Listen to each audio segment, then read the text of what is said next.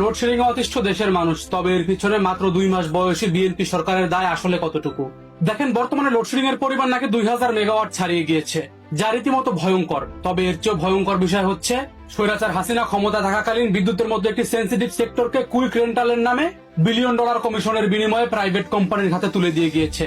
এই হাসিনা সরকারিভাবে আমাদের নিজস্ব বিদ্যুৎ কেন্দ্র না বানিয়ে summit group, power pack, Sinha গ্রুপের মতো প্রাইভেট কোম্পানিগুলোর হাতে সম্পূর্ণ বিদ্যুৎ খাত তুলে দিয়েছে। কুইক রেন্টালের নাম করে তাদের থেকে বিদ্যুৎ কিনে দেশে সাপ্লাই দিত। বিনিময়ে এসব কোম্পানির কাছ থেকে মোটা অঙ্কের টাকা হাতিয়ে নিত এই হাসিনা এবং তার সাঙ্গপাঙ্গরা। দুর্নীতি করার অঢেল সুযোগ থাকায় সরকারিভাবে এই হাসিনা সরকার বিদ্যুৎ কেন্দ্র তৈরি করে নেয়।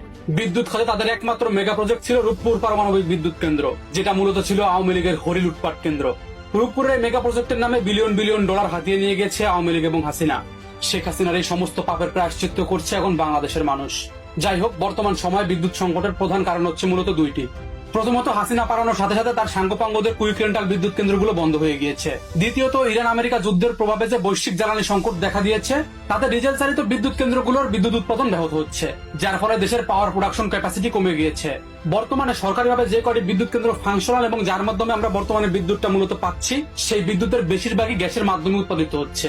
তবে বর্তমান বাংলাদেশের সরকার নতুন করে বিদ্যুৎ কেনার প্রক্রিয়া আছে। এই সংকট কাটিয়ে ওঠার জন্য সরকার তার সর্বোচ্চ প্রচেষ্টা চালাচ্ছে। আশা রাখি খুব দ্রুতই আমরা এই সংকট কাটিয়ে উঠতে পারবো। তবে রূপপুর পুরোপুরি ফাংশনাল না হওয়া পর্যন্ত কিংবা বৈশ্বিক জ্বালানি সংকট কাটিয়ে ওঠার আগ পর্যন্ত হয়তোবা বিদ্যুৎ সমস্যার সমাধান ওইভাবে হচ্ছে না।